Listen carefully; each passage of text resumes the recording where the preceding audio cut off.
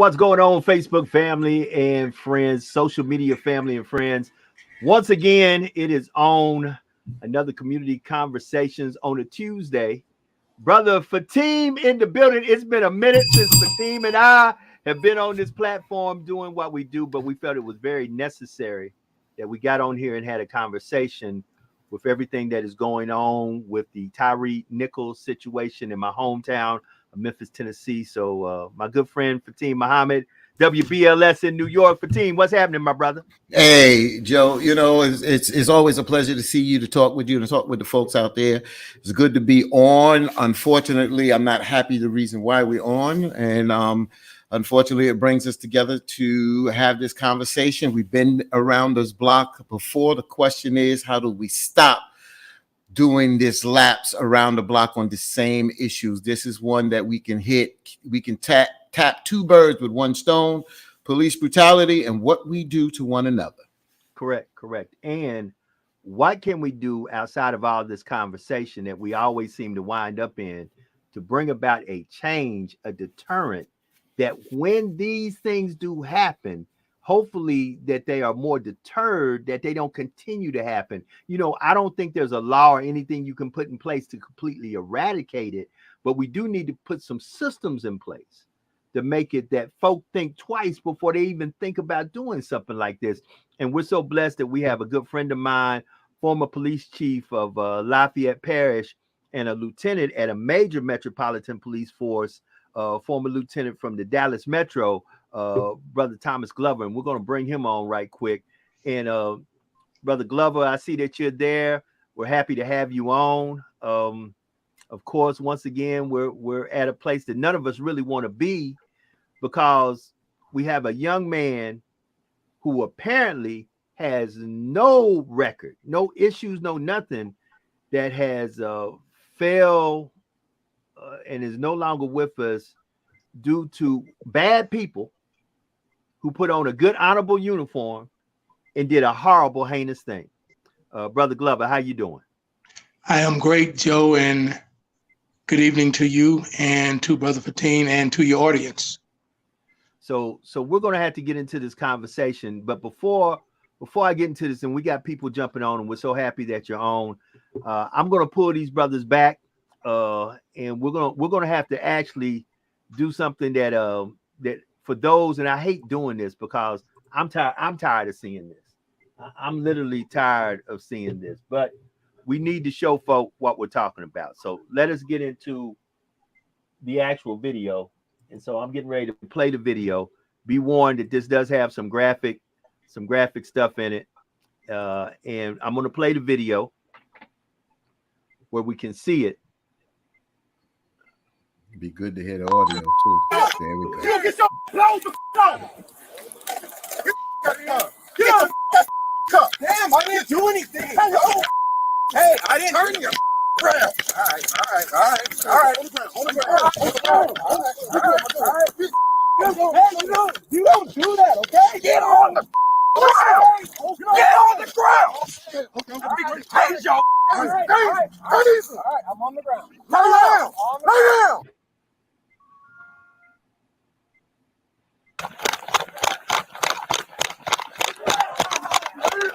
Shut wipe your hey. Give me a hand. You might get sprayed again. Hey.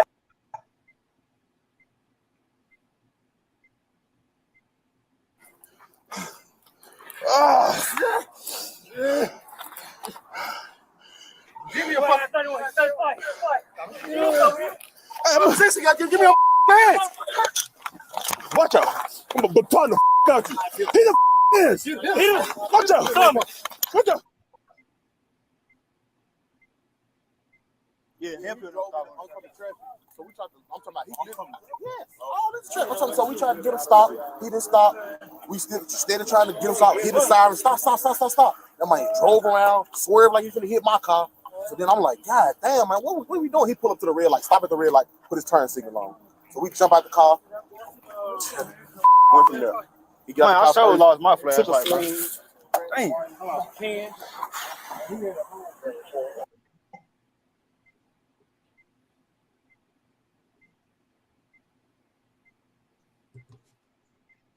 So I hope you could hear the audio. That was actual body cam footage from the scene.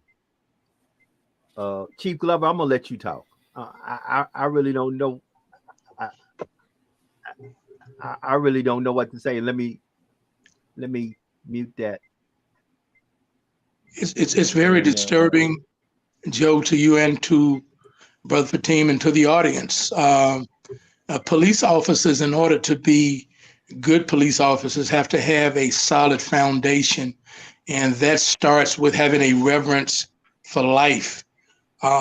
Although this was very disturbing, what was more disturbing or equally disturbing is the fact that no medical aid was given him for reportedly anywhere from 15, 17, 18 minutes. And when your paramedics showed up, or the fire and rescue showed up, they had a fundamental duty also to render first aid, and they failed to do so. And that's why I think we have such a tremendous opportunity as police officers to do good. And people really think that as officers, the first requirement is that you have to be some big, mean, tough person who only thinks about using force, but that's not the case. We have to have a reverence for life. And I'm going to end my opening statement by saying that this may draw the ire of your audience and perhaps both of you, but I'm of the opinion that nothing is going to happen is worthwhile. George Floyd, Breonna Taylor, Mike Brown, Philando Castile, nothing happened. We went for 5 or 6 months, and we're going to do everything possible in order to reform police officers and policing itself in America. And we did just enough for the community, in my opinion, to perhaps think that something was going to happen. And the politicians and the pundits and the people who need us to vote for them got to a point where they start switching the narrative and said it was defund the police. Nobody honestly was calling for defund the police. They were saying reallocate the funds that you use. So this in itself, for me as a person who has somewhere in the neighborhood of 42 years of law enforcement experience, I do not believe that anything is going to happen until we fundamentally change the culture. And when I served as chief of police in your now adopted home city, Joe, my number one edict was to reform the police. And I thought I had the support, but I learned quickly that expired. You know, and I'm going to speak about that as we continue this conversation and as folks begin to put in comments and we begin to discuss what's going on. You know, I've always said, even before I work in and with law enforcement, I always said, if an individual has the power of life and death in their hands, along with the law backing them, they should at least once a year, if not twice a year, have a mental evaluation to make sure that they're in a mental state to be able to carry out the duties that they have been given. Now, Brother Fatim, you had the opportunity, you had the NAACP president from Memphis on your show, The Open Lines. Let's discuss some of the things that y'all discuss, because as I look at this thing is not getting the traction that other things have gotten. To me, it's much, the brutality is at a level high above a lot of stuff that I've seen out there. So talk to me about it. So let me just say this, Joe. Thank you, and thank you, Chief Brother Thomas Glover, for the work that you've done doing, and the words that you said. And I'll be honest with you. Thank you, Joe. And as I stated to you, that as you mentioned that the NAACP president of the Memphis chapter was on our show Sunday morning on the on-air show, and then we had Amber Sherman, who heads up she's the Black Lives Matter activist out there, so she went in a little bit depth. So I want to comment on what Mr. Glover said, and the reason why, because the NAACP president basically said what Mr. Glover said. Basically, we talked about the family, how the family was doing. We talked about the video, and we didn't get into a lot about reform because there's a lot of anger out here. People were still protesting. You got to realize that video was just released Friday night. So we didn't get into a lot of reform. Yes, I played a clip by Reverend Sharpton in the NAACP. Van Turner agreed that there needs to be fundamental changes and there needs to be some legislation. And will it stop this completely? No. But let's just go where Mr. Glover has talked about the reform, that certain things need to be put in place that these officers are going to understand is not only going to hurt them, but it's going to hurt their families. It's going to take their pension away. It's going to, when they walk out that door, when their wife or their loved ones or their kids say, daddy or mommy, don't mess up on the job because our future. You understand? We got to make this hurt in the pocketbook. Number two, and Chief Glover said it. He said it without saying it, but he just said it. He tried to reform the police and he got pushback. And I know why he got pushback, because we talked about this before. It's not about white officers or black officers. It's about bad officers. And it's about that blue wall of silence. See, you talk about this buddy system. You didn't see any officer intervene. Like Chief Glover said, no officer, no EMS paramedic intervened. You understand? So there's a culture out there that is happening. I can understand officers looking out for one another. I got that. They have a very, very dangerous job. But if they cannot change the mentality of themselves out there policing the community, that's number one. Number two, even though Van, the president, was on, Amber Sherman of the BLM said more. She said that the police chief, even though she acted quickly, and we commend her, the mayor and the police chief was put on notice a while ago. She brought this unit to Memphis, or continued this unit in Memphis. These units tend to not work across the country. We see it here in New York. We look around at Eric Garden. We look at Amadou Diallo. We look at these cases with these units go rogue. They can't keep these units in check, Joe, Chief Glover. They just cannot, for whatever the reasons. These cops run rogue at the end of the day. They get slapped on the wrist, and the Memphis mayor and the Memphis police chief didn't respond to the community on this. Not only this unit, but the policing in Memphis, they didn't respond. So now people are saying, oh, the policing was broken in Memphis. Oh, it has to take for someone to die for them to really say, oh, this was broken, but the community has been complaining. This has been going on in Memphis for a long time and across other communities, but it falls on deaf ears until somebody to the world is looking at you and staring down at you and saying, give me some answers. Why did this happen? So Chief Glover, Brother Fatim brought up some very good points, and I want you to respond, because you have many years as a well-known, well-respected law enforcement officer. Let's talk about this culture, and I applaud you because I personally seen with my own eyes and have worked with you as you tried to bring about positive reform to a police agency that said, no, we're not going to tolerate this. We're not going to tolerate you having an individual handcuffed where he is defenseless and you put your hands on him. You actually fired the officer for doing that. You actually went straight in and said, you are fired. No, I will not have you on my force, and you abusing the citizens that you swore to protect and serve. Let's talk about the culture, Chief Glover. Well, that culture is supported by officers, first of all, who remain silent and don't say anything. I have a tremendous issue with 4 or 5 police officers standing around and 1 or 2 are beating someone and they don't intervene. Of course, when I came to Lafayette, one of the things that I immediately started was what I call a compliance officer, a very respected veteran officer, Air Force veteran, a former OSI agent in the military. And I placed him in charge of compliance, and his 100% all the time job was to review body cam footage, use of force reports and police reports, and make sure that the police report and the use of force report if I could use a slang term, jived with the body camera. At the time I was let go in the city of Lafayette, I had 8 cases on my desk where that was not the case. And I planned on dealing with those officers, whether it was improper use of force, whether it was a misuse of legal force where it may have been justified but excessive. I had to deal with those. Now I'll get back to the one you brought up. I fired an individual for punching a handcuffed prisoner in the stomach who was not posing a threat.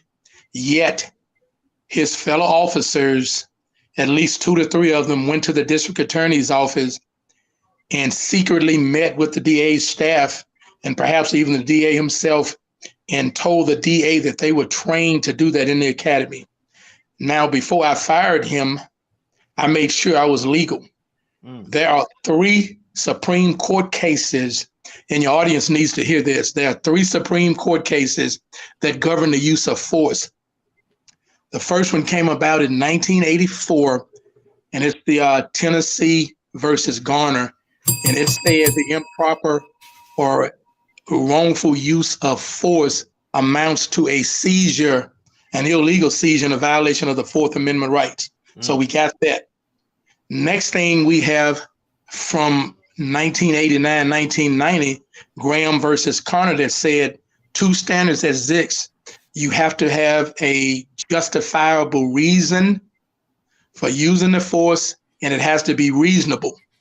Now, in the case where I fired the individual who was in the jail, and Joe, you're a law enforcement officer for that parish, before I fired him, I consulted with an expert witness who has experience testifying or giving information that would help the United States federal court system and the United States Attorney's Office in Louisiana.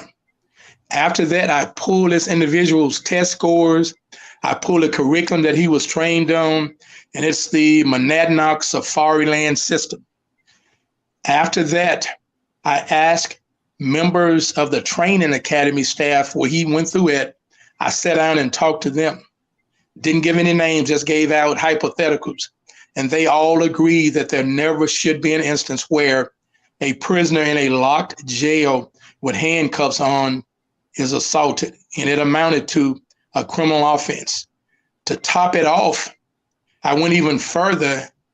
The jail where he was at had 7 instances, or that agency had 7 instances where employees of that agency had improperly used force on people who were incarcerated. 6 of them out of the 7 were downright fired. The 7th was given a very lengthy suspension, demoted. He was reassigned to what I call the turkey farm assignments, a do-nothing job, and his vehicle was taken from him, and he quit shortly after. So nobody in the Lafayette Parish Sheriff's Department who had improperly used force remained on the Lafayette Parish Sheriff's Department. I had the sister agency, the Lafayette City Police. I had all of this evidence. On top of that, I would have no problem being certified as a use of force expert myself, particularly deadly force and improper use of force. That last case that I didn't bring up, and I think it's most important, and I really want your listeners to hear it. When you place a person under arrest and put them in cuffs and take them to a locked facility, a different set of rules apply. When you're out there on the street trying to put them in cuffs, you can use force necessary to perfect the arrest. Once you get them arrested and take them inside the jail, a different set of rules apply. You cannot strike a prisoner who's handcuffed inside of a locked, secure facility simply because they refuse to actually do what you say in a verbal command. You can't do it. And that case is going to be, I believe, Kingsley versus Henderson, where some deputies decided that they want this guy to take the cover, a cardboard cover off of his cell light. He refuses to do it. He's like, no, I'm not doing it. The court said you can't use force to do it. So I had all of this behind me. Now, here's where the public is, I believe, duped, and they turn their back and walk away. After I fired this officer, which was my 42nd day on the force, the local police union, and I say that with emphasis, 42 days into the job, put out a letter. Thankfully, some people with some good sense told them, don't send this out. I happened to get a copy of it. They were calling for my termination simply because I fired a guy who committed a criminal offense. Now, here's where people get caught at. After I fired him, police officers I received credible information was showing up at the scene and putting their hands in their pockets and standing around saying, well, I'm not going to do anything. Chief may fire me for doing my job, which is a mockery of the reforms that I had started. So I simply put out through the grapevine, if an officer shows up at the scene and does not do his or her job, put their hands in their pockets, then I am going to fire that officer for cowardice or for dereliction of duty. They took that to the airwaves, to reporters and to the media, and two very specifically that I won't call out, but a very visible and well-known radio host in the city of Lafayette, and another head of a very conservative political group. Those people turned around to start attacking me. They were calling me woke. I had a social justice agenda, and without even knowing who I was, they started pushing lies. So you got a police department over here saying we can't do our jobs, we can't work. And you got the community out there, we need our police officers. We can't have them to turn their back on us. You got politicians saying, I need the votes of these people in the community, and so I have to be pro-public safety, i.e. police. And so all these dynamics working together, you start a process to where, oh, there's something wrong. We got to rid this department of this. That's why I say, look around, look at Waterloo, Iowa, look at Charlottesville, Virginia, where I'm from, Lafayette. When police chiefs started to make these necessary reforms, things that should have been done 30 years ago, the police unions and police groups start to attack them. And the next thing you know, they are liabilities. So my point is, we have to have somebody with backbone. And I think the community, we can't sit down. You can't allow a powder keg to explode. And we're walking on eggshells every day of our existence here in American police. And we're walking on eggshells. And the officers who are terminated, even the ones that I terminated in Lafayette, there is no liability if you bring them back and don't give them any type of suspension. You don't file criminal charges. And I'm going to close with this, Joe, and brother Fatim, you need to listen to this one. I had a very high-ranking, one of the top-ranking politicians in Lafayette Parish, in Acadiana, the beautiful South Central Louisiana. I'm sitting in his office. He looks at me and he says, Chief Glover, I am so glad that you are here cleaning up this department. And I said, why is that? And this is his response. He said, everybody knows that Lafayette PD whoops ass. He said it just like that. I looked at him with a little concern, like, wow, you're a top guy. Why would you say that? This is his response. He said, because they whooped my son-in-law's ass. That's the kind of response. I'm sitting there and I'm going, wait a minute.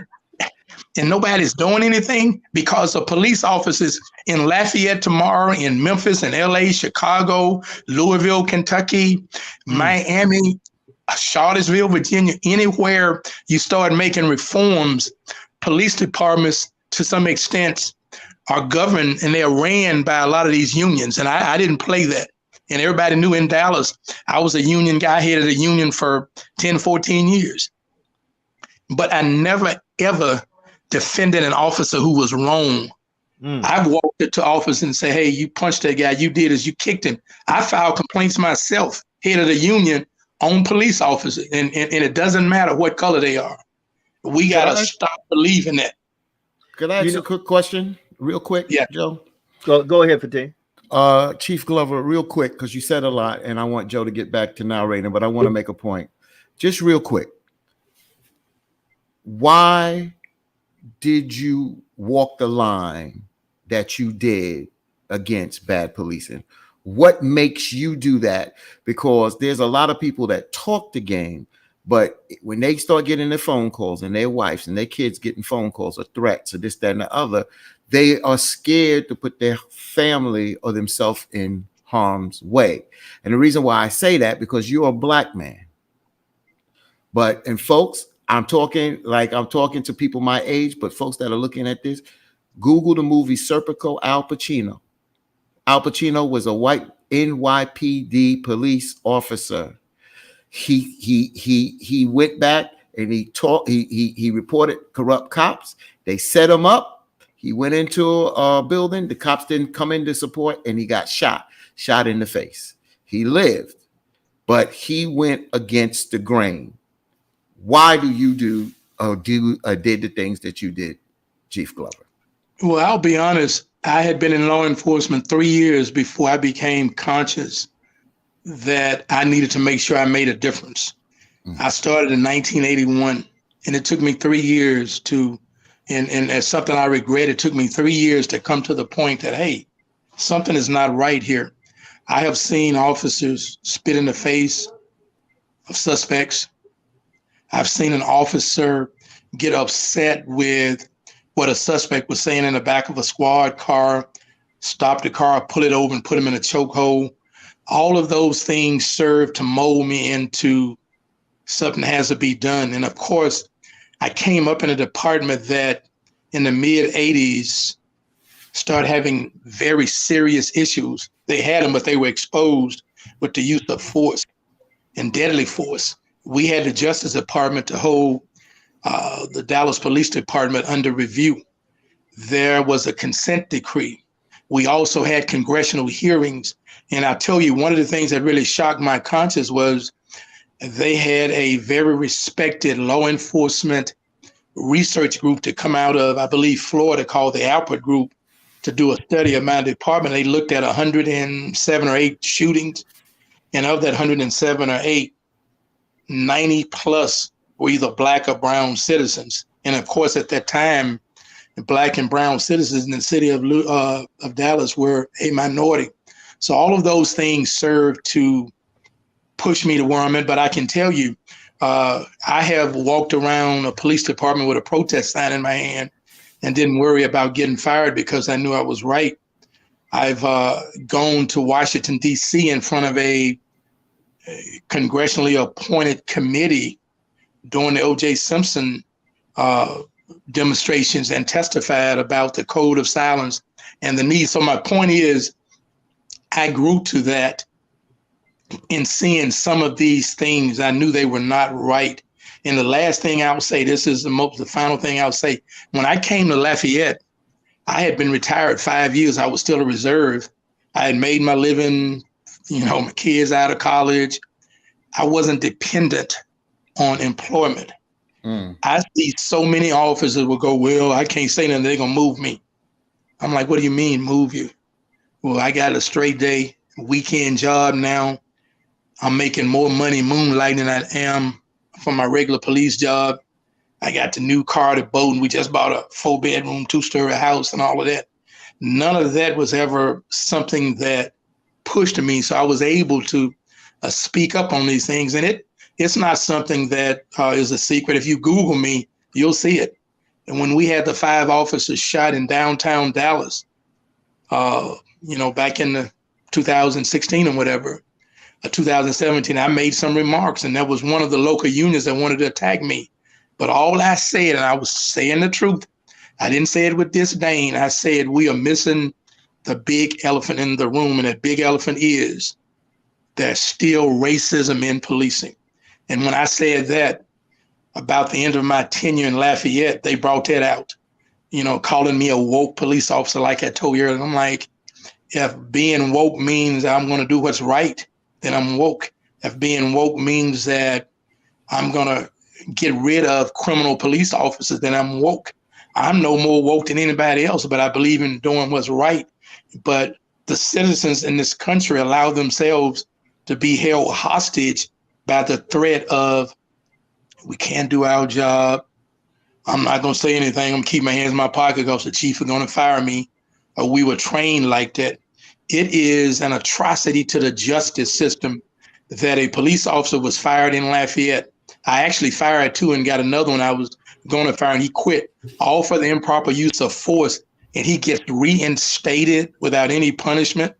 That's the kind of thing that pushes this powder keg further toward that spark. And I can tell you right now, this will not be the last one.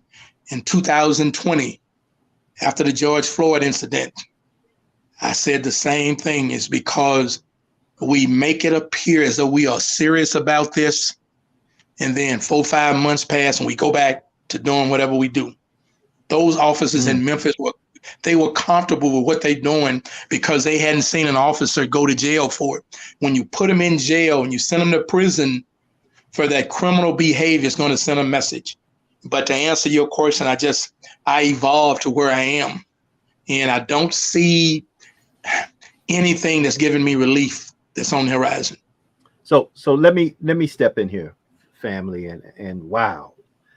First of all, this is the reason why Brother Fatima and myself spoke. And Chief Glover, I have the utmost respect for you. You know, you a G-man, graduate of Grambling State University. I got a lot of respect for this man, HBCU man in the building, and I got love for Chief Glover. But I want to say something to the family out there who's listening, because a lot of probably people are taking this in and going, oh my God. Police take an oath to protect and serve. Now listen, there's a lot of great honorable policemen out there that do a great job. There's a lot of great law enforcement officers out there that do a great job. However, there is still a culture of policing that feels, as they get even deeper into this situation of Brother Tyree, that individuals, regardless of the color of their skin, but all of a sudden when they put that badge on, see, I tell people, if you're a bad person, an honorable uniform doesn't make you a good person. All of a sudden now you're a bad person with an honorable uniform, and you're going to stain the profession because badness is badness. You could be a bad priest. That doesn't mean all priests are bad, but you're the bad priest that's sleeping with little children.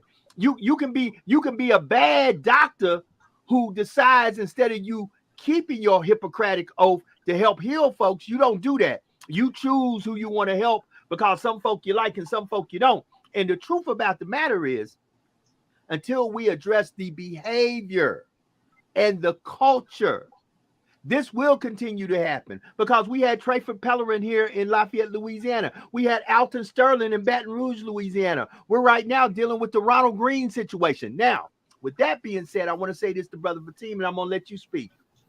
I am very thankful that my hometown of Memphis, Tennessee set a new standard. They quickly released the camera footage. They quickly took action against some of the officers, and there's still some questions being raised about why some of the officers didn't have actions taken up. And once again, I'm sure I can nitpick on anything, and I have my own opinions, but I like to stick to the facts. I am appreciative that they released the camera footage quickly. They consulted with the family quickly. The DA quickly brought charges, and they're still bringing charges against people. People are still getting evaluated and dismissed over this, because this innocent young man, this innocent young black man, was literally killed in front of our eyes brutally by the same folks that took an oath to protect and serve. And that, my friends, I don't care if they were green, blue antennas with beady coming out their eyes. I could care less. That individuals who took an oath to protect and serve, for whatever reason, because all kind of conspiracy reasons are coming out. One of the young men was jealous of the man because he was dealing with I don't know that, but I know the facts is this: that young man, Tyree Nichols, should have never died. He should have made it home, because what he did not warrant a death sentence. Brother Fatima. You said a lot. You said a lot, Joe. And one of the things I just think back in Uvalde, Texas, where those children were held in the school and the police didn't run in and do their job, and their job is to protect and serve. It always seems like the police can go and, as a group, as a gang, not a group, a gang, and beat up on individuals at the end of the day. And you started off, Joe, and I'm gonna just piggyback off what you said, and then Chief Glover can give the details more on what I'm gonna say. Attorney Ben Crump said what you just said, that it was great to see that the police chief acted quickly. If she didn't act quickly and we saw the video, the questions would have been put on her back. So to take the pressure off of her, she did the right thing. But what Attorney Crump and others are saying is that folks have said we were the problem, that call for names of police, for police to be reprimanded. But it takes years for this to go through getting indictments, then going to trial, trying to get guilty verdicts. And then if you get the guilty verdict or don't get the guilty verdict, now you come back because of the strength of the police union protecting. Well, this police chief moved fast. And I love what Attorney Ben Crump said. This is the new blueprint of what needs to be done. We're not the problem when we were calling for officers to be fired when the facts are on the table and cannot really be disputed. So now this is the new blueprint across the country. So don't come back to tell us it can't be done because it was done. You understand what I'm saying? So please, folks, we cannot fall for the okey doke at the end of the day, but you got to understand, just like Chief Glover said, the power of these police unions and these lobbyists. They have a lot of power and they throw a lot of money behind politicians and their cause. But we cannot be afraid. We got to get people like Chief Glover and other people, black and white, in these positions that are not afraid and not scared to do their job and call out wrong and discipline right away. Not years. Not years. You know how long it took to fire the officer Pantaleo in Staten Island? You know, so when he choked, I can't breathe, Eric Gardner. You see how long it had to go through trial and this, that, and other for the commissioner to finally fire him? Should have been fired and gone a long time ago. So I'm glad you brought that up, Fatih. And in no way, shape, form, or fashion, family, do I want anyone here to say, oh, so now we skip over due process, because people always nitpick and come back, try to throw it back at you. Family, here's what I'm saying, and I stand behind it 10 toes down. Right's right, and right don't wrong nobody. And at the end of the day, I always say to folks this: if it had been your child, your mother, your father, your brother, your sister, your son, your daughter, your auntie, your uncle, or one of your close friends or associates, you would want swift and proper justice. See, I'm going to say it like Pimp C, and because I'm probably going to get some flack over this, but I listen. People talk a lot of noise from a safe place. It's time for us to stop talking bad from a safe place. You know, at the end of the day, there's too many people that look like you and I who have left this earth by some of the most horrific beatings, by some of the most horrific, heinous things that should have never happened at the hands of the same folk who took an oath that said that they were going to protect and serve. Does protect and serve only count when I'm not black and brown? Does protect and serve only count when I live in a certain neighborhood? Does protect and serve only count when I earn a certain amount of money? Does protect and serve only mean something when I belong to a certain political party? That's what I'm starting to ask. When are we going? Because guess what? I saw a young man wasn't even treated like a human being. And when are we going to start looking at folks and say, these are human beings? A human being deserves a certain level of treatment as a human being. My God, my heart went out for Tyre Nichols and what occurred. Because, and here's the crazy thing, Joe, they don't look at them as human beings. That's the problem. But watch this. It ain't like I ain't seen this before. So here's my question. I've seen this time and time and time again. And the question always comes back: when are we really going to stop all this talking and bring about some mechanisms and some deterrent mechanisms that bring about some real positive change, that this stops occurring ever so often? It's like every 3 to 6 months there's a new name. If it's not a Tamir Rice, Oh my God, it's a Trayvon Martin. If it's not a Trayvon Martin, oh my God, it's a Sarah Bland. If it's not a Sarah Bland, oh my God, it's an Alton Sterling. If it's not an Alton Sterling, who's next on the list? Now we talking about Tyree Nichols. For how long until the next new name comes and takes his place? Until you break this, because I'm going to say this and then I'm going to let y'all respond. Because I know I'm not a former, and nor am I I'm a radio host and a producer, and I work with Reverend Sharpton and other people, but I'm speaking for myself. Until you break the system, even Dr. King said you need radical revolution and change of values. Radical revolution and change of values is just not marching. Marching is to continue to expose. Until you break the system, until you make them feel pain. When we got issues in New York started to get taken care of, and we still fight every day. We shut the New York system down, rush hour. Nothing moved in New York. When we shut the train system down in 87, we shut the bridges down. At the same time, nothing moved in this city.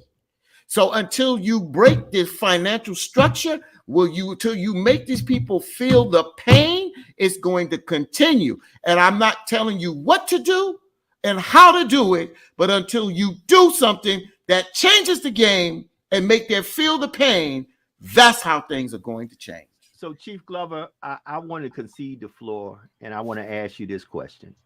We saw what happened in Memphis, Tennessee. It's not only happening in Memphis. We saw what was seen because it was captured on video. There's a lot that happens that does not get captured.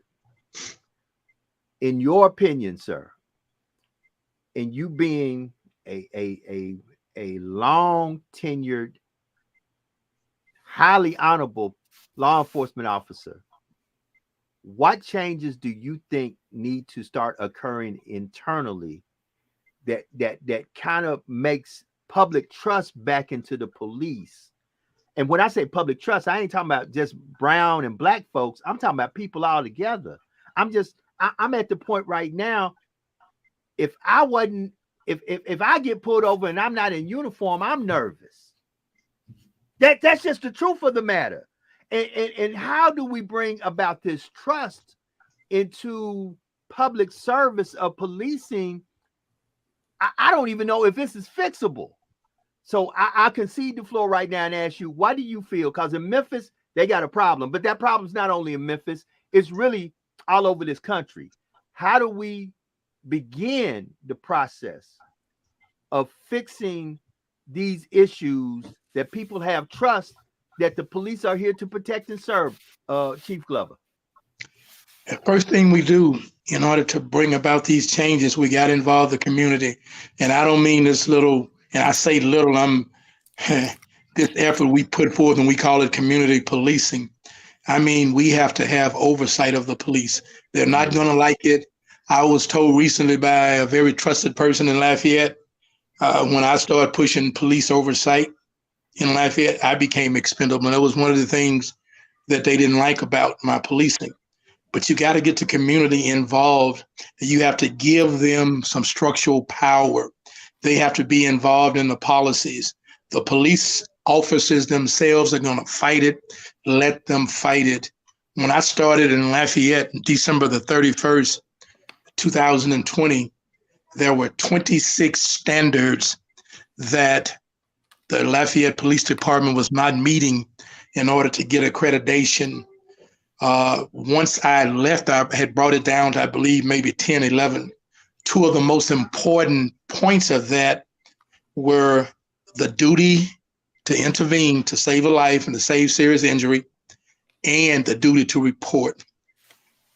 I was 2 months away, maybe a month and a half from putting that into effect. I had officers inside the police department who were fighting it because they heard that I met with the local 8 Can't Wait community, and I was doing something that 8 Can't Wait wanted, but I was doing what was necessary in order to bring the police department into the 21st and 22nd century policing. So we gotta have some type of oversight. If police officers are fighting reforms, I have no problem in telling them find you another job. We got to do that. We allow police officers to hold us hostage. And I'm specifically speaking to the elected officials who become so ingrained in the fear that police associations, police unions, and police employee groups bring about, that they'll almost do anything in order to keep the police from being mad with them. So first of all, we got to put some power and some oversight in the hands of the community. And this is second most important, or equally as important. We have to get rid of the bad officers. I don't give a damn at what rank they're at. Every Wednesday, I would have command staff meeting. I would sit around the table with members of the top command staff in the police department, and they would say, "Yes, sir, chief, you got it," or "We're going to follow, we got it."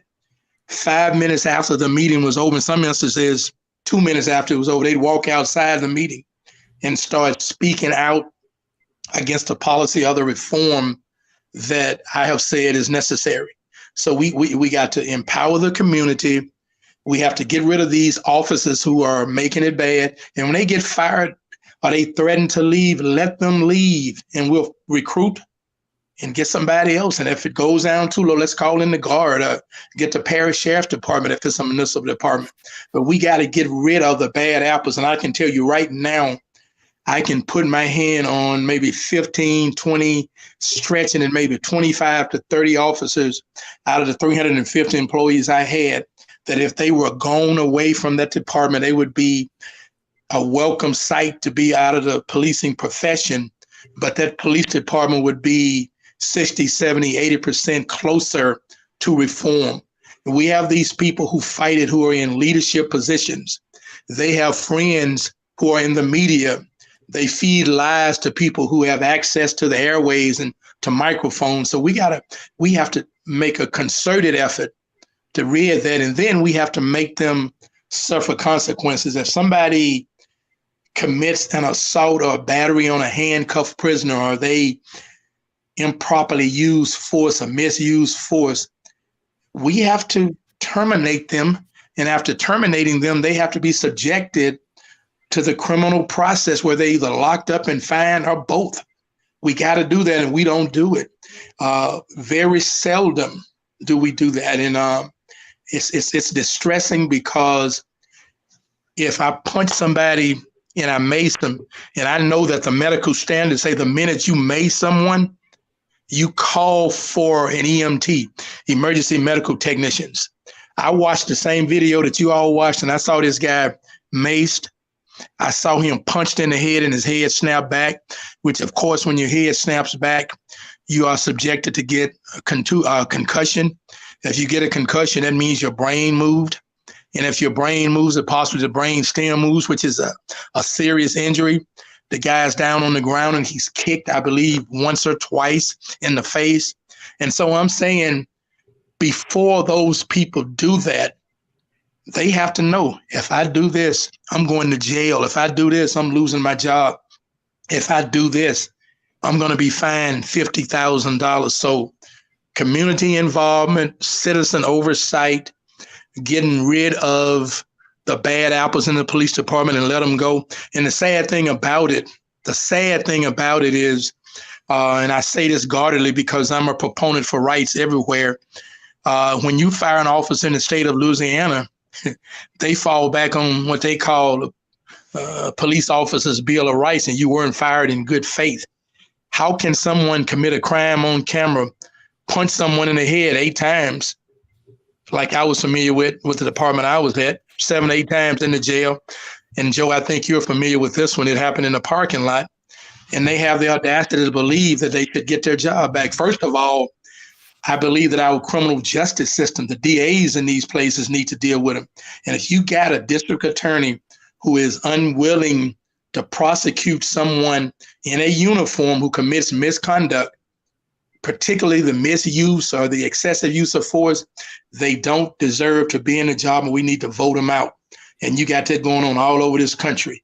If a police officer assaults someone, he or she should be fired, but also they should be prosecuted. Then you start to send that message. And after we've done that for 5, 7, 8, 10 years, 15, 20, we're going to see a shift in culture. And I'm not being sarcastic. when I put these things on there because I came from a department that started reforms in 1985. And in 2020, there still were some things that happened where they say you're doing it wrong. You can't fire that projectile toward that person's face. You were supposed to do it shoulders down and neck down. So even after 20, 30 years, we're still working on it. We're much better, but we ain't, and I'm using the King's English a little improperly. We ain't where we ought to be at. We're not. And that's the thing that's going on. We gotta get there. And people that don't do it, we need to denigrate them publicly. We need to vote them out of office. And you got a lot of that going around this country. And I served in Louisiana and Texas, and I know it happens in those two states. Let me just add this real quick. So again, I commend you, Chief Glover, and I appreciate that. But as you just said, in Louisiana, where you and in Dallas, that's state to state. This is why, folks, we need a federal standard that goes across the board on a federal level that each state will fall under. And the problem, one of the problems, not the only problem, because we talked about the culture, we talk about the bad apples, is qualified immunity. And that is the sticking point in the George Floyd Policing Act to get passed. It's qualified immunity. What is qualified immunity? It protects police officers and other government officials from being held accountable when they violate people's constitutional rights. Again, protects police officers and other government officials from being held accountable when they violate people's constitutional rights. Understand, that's why we need a federal standard across this nation so that it umbrellas everywhere, because state to state can come up with their own laws and own bylaws and be judged accordingly by state laws. When you put that federal standard, you put it on the umbrella. So that's what I just wanted to add to what Chief Glover said. And I think that was a great point. Qualified immunity. I don't like that word. It basically says you can get away with doing wrong. That's and at the end of the day, we should all be held to the same standard of the law. To be exact, if you took an oath to protect and serve and uphold the law, you should be held to a higher standard. So I want a lot of us to think about it. One of the things I think we really need to address with law enforcement, Chief Glover and I have talked about this many times before, is that law enforcement officers who have the law backing them and are certified to carry a weapon that may take a life, they need to have a mental evaluation at least once or twice a year, in my humble opinion. Because there's so much that officers hold in that might be going on in their personal life, that might be going on, that all of a sudden, if that comes out at the wrong time, that can cause an issue. And family, we need to talk about that. We need to talk about, as Brother Fatim said, from a federal level, a standard that's across the board that everybody falls under, because it seems to be every state has a different law, a different standard. Some states have the Police Bill of Rights, some don't. Some have stand your ground laws, some don't. Some of, in these days and times, we've got to do better, because Chief Glover brought it up, and I pray to God that one day I don't have to look back at this podcast and say, man, Chief said that. But we're walking on eggshells. And family, if this thing explodes, I don't want to see what may happen, because it's time out for foolishness. I'm tired of speaking about names. Brother Fatim, even in the short time you and I have been good friends and started doing what we've done, and we haven't did a community conversation together in months. We've dealt with a George Floyd. We dealt with a Trayford Pellerin. We dealt with a Ronald Green. And I'm leaving out names. Family. Breonna Taylor. Tatiana Jefferson. Right. Listen, family. I say it again, and I'm not trying to quote the man because he's gone also. And some folks say, man, that's not a good quote. Yeah, it's a very good quote. Pimp C say people talk real big from a safe place until it's your child, until it's one of your family members, until it's somebody you're close to. We've got to do better. We just got to do better. And I'll be honest with you, family, I don't have the answer, but I do know we have to start the conversation, and we're going to have to put some people in place who believe in doing the right thing, regardless of the color, the creed, the money, the party. We're going to have to find some people who believe in humanity, because lately I feel like I'm starting to lose, along with a lot of other folks, the belief and the trust that this system cares about me as a human being. Chief Glover, I'm going to give you some final words in this thing, sir. Well, I want to push some solutions. One of the big things that I talked about was, oversight of a police department. And that's one of the 6 tenets of 21st century policing. Some of the most well-respected, capable, and educated legal and law enforcement minds that this country has ever seen came together and put out the 21st century policing model. When I went through the interview process in Lafayette, I talked about it, I studied it, I read it and studied it since I left. And the first thing I said moments ago when you guys asked me about it is I talked about oversight. One of those tenets is policy and oversight. The community has to be a part of it. They have to be. They have to be. Officer safety and wellness is a big one. There is a tremendous misuse of alcohol in the law enforcement profession. We have to do something to make sure that an officer who has an alcohol problem and it's a detriment to his or her job as well as to the community safety, we have to do something about it. And all of them aren't one single response. Some of them may need treatment. Some of them may need having them removed from the profession. But we got to go with psychological testing. You take a psychological exam when you come on as a police officer. And in many instances, if you're involved in a deadly force instance, if you're involved in a traumatic incident where somebody loses their life, an officer loses his or her life, they may retest you. Specialized positions like the SWAT team and undercover narcotics, you may be periodically, but anybody who puts on a badge, even those who sit at a desk, need to be periodically tested. If it's 1 year, every 2 years, 5 years, and we qualify in most instances with your weapon at least once a year. Some municipalities go 2 and 3. The same way you qualify with that metal tool that has the power to take a life, we should also be qualified from a mental state of mind, because that can lead to a situation where a life can be taken. But we don't, and that's up to the community. The community has to push the 6 tenets of 21st century policing. You got to build trust and legitimacy. That's number 1. Policy and oversight is number 2. How do you build trust and legitimacy? You go into the community, you work with people. I used to do those community walks, Joe, and you've been out on some. Yes, sir. It's good to walk in a neighborhood where people have had mistrust as a number 1 issue with police officers. And you walk up to the door and sit in the yard and shake their hand and talk to them and let them see that you're normal just like they are. So that building that trust and legitimacy is 1. Police policy and oversight is number 2. We have to be able to use social media. I found out that if I wanted to connect with young people, and I say young because I'm in my 60s, that were 18, 20, 25, 30 and older, my best way wasn't to send someone out to talk to them and get them on the phone.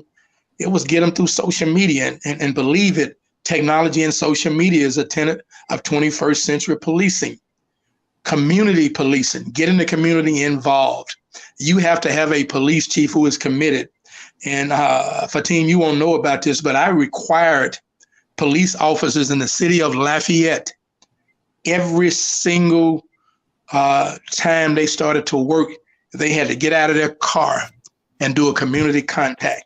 They hated me for it. They attacked me and said, we don't have time. We're running from call to call. And my response was, if you get out of the car and make a community contact, the benefit on the backside is you won't have as many calls. So we got to do a true community policing model. We talk about it, and that's all we do. We can't put people in charge of police departments who do not believe in getting the community involved. And then we hear this all the time, and I hate this word because sometimes we fall back on it to try to get a person out of trouble, and that's training and education. Training, and when I say education, I don't just mean police education. I mean going to the local college, taking a psychology course, learning cultural awareness, taking a social work course, taking a mental illness type course, training and education. And I'll finish on what I said before.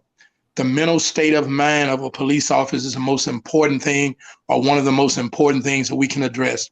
We have to push psychological testing. And I'll end with this, Joe and Brother Fatim, probably in 3 to 4 more years, maybe even soon. I pray to God that it never happens, but I'll be back on here if you guys will allow me, saying the same thing. And that's pointing a finger at these people who sit in these political seats, at the people who occupy these positions as chief of police and have no courage. They have no courage. And I'm sending a message to people.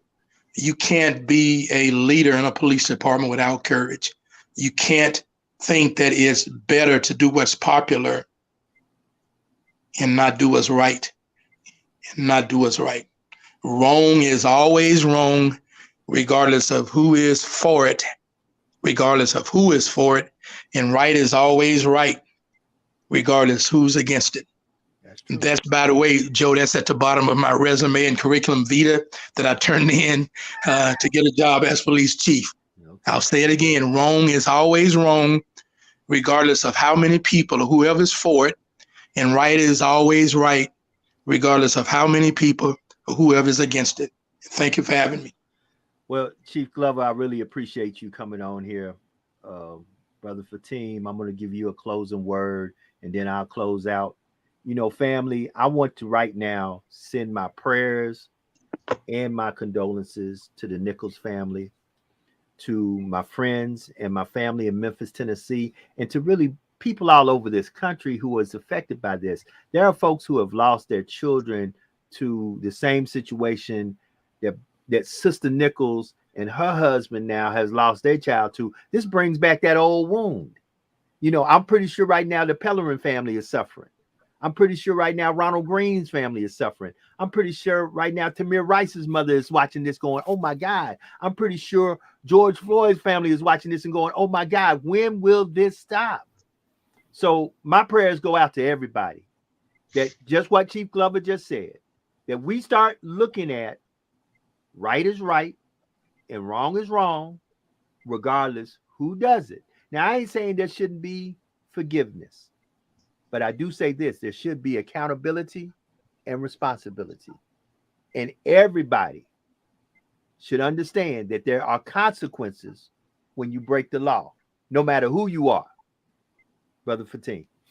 Let me just say this, Joe. So folks that are watching this video, and I'll let Joe know that there's a possibility that it may be hard to replay this show due to the fact that Facebook has their own laws and bylaws. That's why we have to own our own social media platform, because this is something that needs to be seen and understood, that this is the hell that we continue to catch in this country to systemic racism.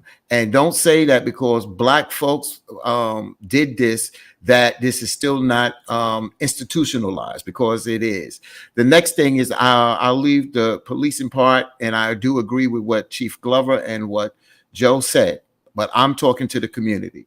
For you to want change, you have to come up with an action plan. It starts with you and your community first, then it starts with your city, your state, and then you start branching out.